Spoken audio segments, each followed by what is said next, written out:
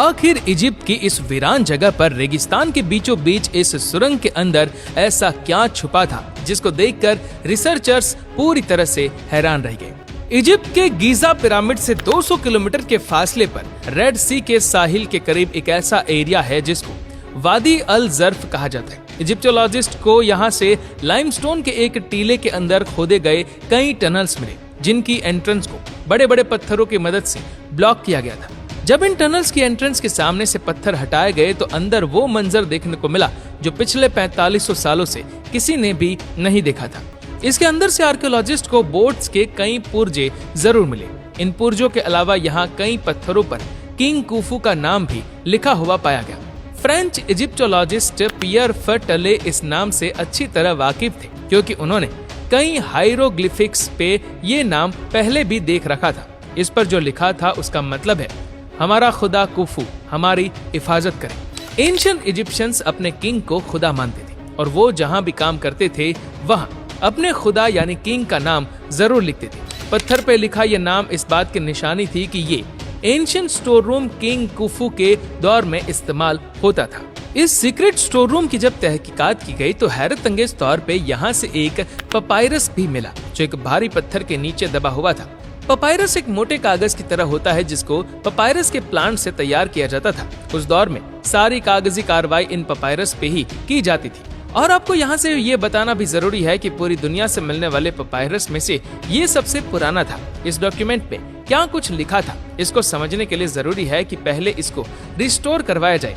पूरे 6 सालों की मेहनत के बाद जब इसको रिस्टोर करवाया गया तो किंग कुफू के दौर की कुछ झलकियां नजर आने लगी। इस पपायरस को लिखने वाला मिरर नामे एक सुपरवाइजर था जो किंग कुफू के लिए काम करता था।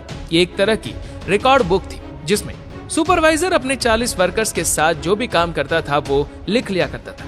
एंशिएंट इजिप्शियंस अपनी लैंग्वेज में ग्राफिक्स का इस्तेमाल करते थे। इसी वजह से उन ग्राफिक्स को देखकर समझना और फिर उसका लॉजिक बनाना इजिप्टोलॉजिस्ट के लिए काफी मुश्किल काम होता है। सबसे बड़ा सवाल जो परेशान कर रहा था वो ये था कि सुपरवाइजर अपने 40 वर्कर्स के साथ यहाँ कर क्या रहा था और वो किंग कुफू के लिए क्या काम करता था। कई सालों की मेहनत के बाद पपायरस से ये मालूम पड़ा कि मिरर नामी सुपरवाइजर कोपर को बोट से अनलोड करके डोंकीज की मदद से उसको नाइल रिवर तक पहुंचाता था, जहां से दोबारा बोट्स पर लाद कर कोपर को पिरामिड साइट तक पहुंचाया करता था। ये इन्फॉर्मेशन जानकर इजिप्टोलॉजिस्ट को सारी कहानी समझ आने लगी। उस दौर में आयरन तो हुआ नहीं करता था, इसी वजह से मिरर और उसकी टीम बोट्स में बैठकर समंदर के उस पार साइनाई पेनिनसुला जाया करते थे। साइनाई में आज भी खासा कोपर पाया जाता है, लेकिन सवाल यह है कि पिरामिड की कंस्ट्रक्शन में कोपर कहाँ इस्तेमाल होता था, जबकि यहाँ तो सिर्फ लाइमस्टोन और ग्रेनाइट के पत्थर ही नजर आते हैं। असल में कोपर की मदद से वो टूल्स बनाते थे जिनको लाइमस्टोन के ब्लॉक्स बनाने में इस्तेमाल किया जाता था।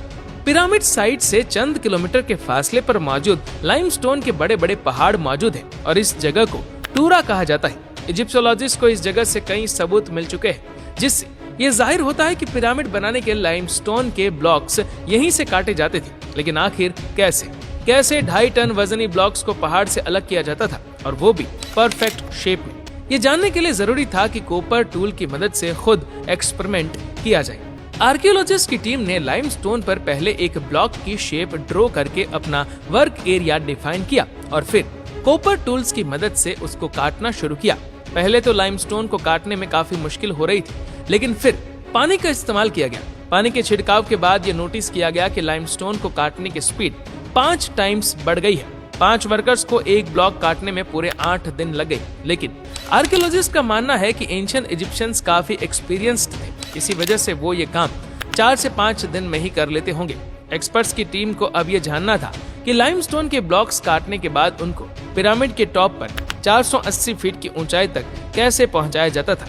इसी वजह से ये जानने के लिए भी पिरामिड साइट से हटकर सबूत तलाश करने की जरूरत थी। गीजा में पिरामिड साइट से 300 किलोमीटर के फासले पर रेगिस्तान की कड़कती गर्मी के बीचों बीच हैटनोप का मकाम मौजूद है। यहाँ आर्कियोलॉजिस्ट की टीम को वो जगह मिली जहाँ से एंशिएंट इजिप्शियंस स्टेच्यूज बनाने के लिए एक खास किस्म का स्टोन निकाला करते थे। ये पत्थर इजिप्शियन एलाबास्टर के नाम से जाना जाता है, जिससे इजिप्शियन किंग्स अपने स्टेच्यूज बनवाया करते थे।